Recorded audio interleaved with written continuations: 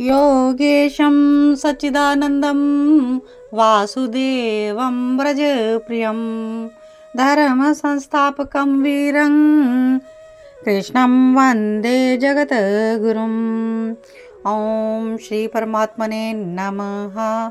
एकादश स्कंद श्रीमद्भागवत महापुराणम 19वां अध्याय भक्ति ज्ञान और यम नियमों का वर्णन। आइए प्रेम पूर्वक भगवान श्री कृष्ण में मन लगाते हुए आज का अध्याय श्रवण करते हैं। भगवान श्री कृष्ण उद्धव को उपदेश दे रहे हैं और यह उद्धव गीता एकादश स्कंद से हो रही है।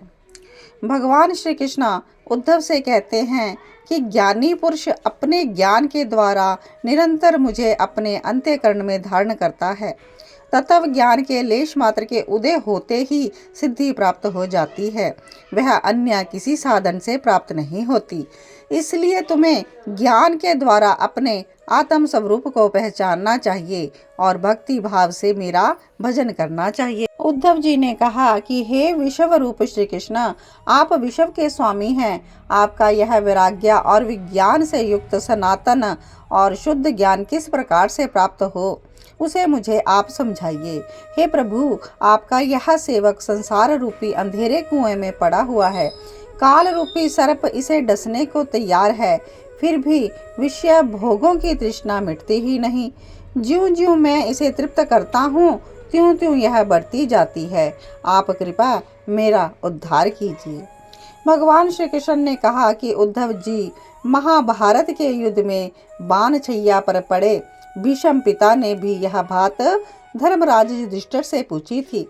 उन्होंने मोक्ष के साधनों के विषय में प्रश्न किया था। उस समय भीष्म पितामह ने जो संदेश दिया था वो मैं तुमसे कहता हूँ। हे उद्धव, जो मेरी भक्ति प्राप्त करना चाहता हो उसे मेरी अमृतमय लीला कथाओं में श्रद्धा रखनी चाहिए। निरंतर मेरे नाम और लीला कथाओं का श्रवण कीर्तन करते रहना चाहिए। मेरी पूजा निष्काम भाव और पूर्ण निष्ठा के साथ करे।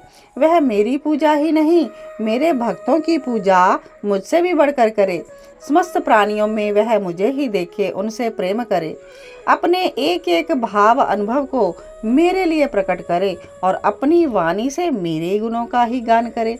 अपनी समस्त कामनाओं का त्याग कर दे और अपने समस्त कर्मों को मुझे ही समर्पित कर दे।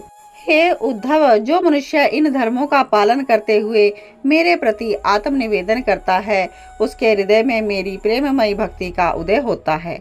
जिसे मेरी भक्ति प्राप्त हो जाती है, उसे किसी वस्तु की आवश्यकता नहीं रहती।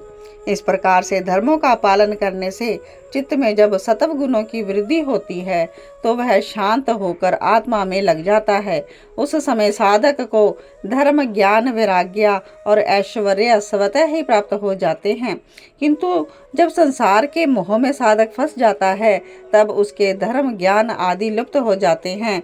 उसका जीवन अधर्म और अज्ञान तथा मोह का घर बन जाता है। जिससे मेरी भक्ति हो वही साधन धर्म है।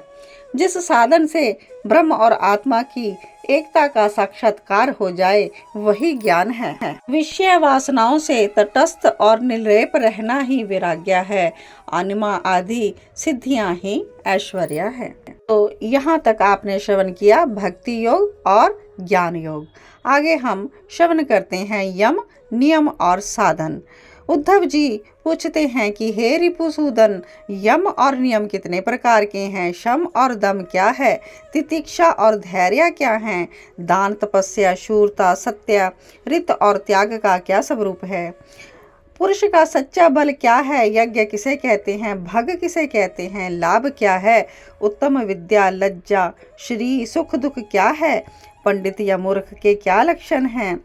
भाई बंधु किसको माने? अपना घर कौन सा है? धनवान और निर्धन किसे कहते हैं? कृपण कौन है? ईश्वर किसे कहते हैं? तो इतने सारे प्रश्न हैं उद्धव के। आइए इन प्रश्नों का उत्तर भगवान श्री कृष्ण क्या देते हैं हम श्रवण करते हैं। भगवान श्री कृष्ण कहते हैं, हे उद्धव, यम 12 हैं।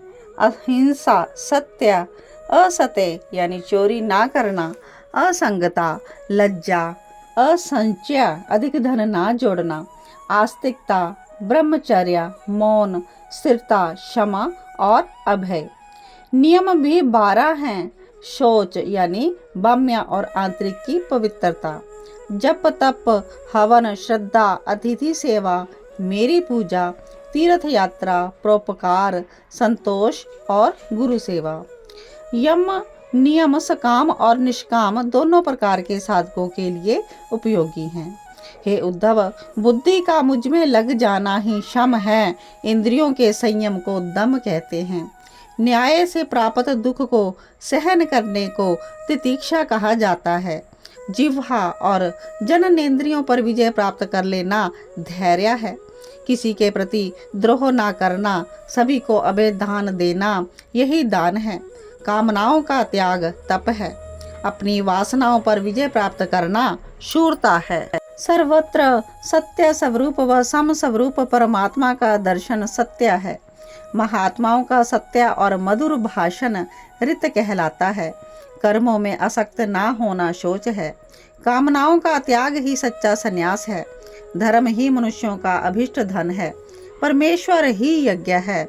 ज्ञान का उपदेश देना दक्षिणा है। प्राणायाम ही श्रेष्ठ बल है। मेरा ऐश्वर्य भग है। मेरी श्रेष्ठ भक्ति उत्तम लाभ है। ब्रह्म और आत्मा के भेद को मिटाने वाली विद्या है। पाप से घृणा करना लज्जा है। निरपेक्षता ही शरीर की सच्ची सुंदरता श्री है। दुख सुख की दोनों भावनाओं का नष्ट होना ही सुख है।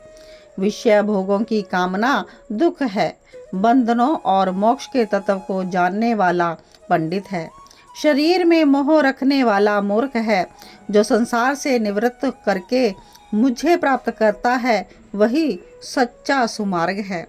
और चित्त का बाहर भौतिक जगत में भटकना ही कुमार्ग है। सतव गुण की वृद्धि स्वर्ग है और तमोगुण की वृद्धि नरक है। गुरु ही सच्चा भाई बंधु है और मैं वही एक गुरु हूँ।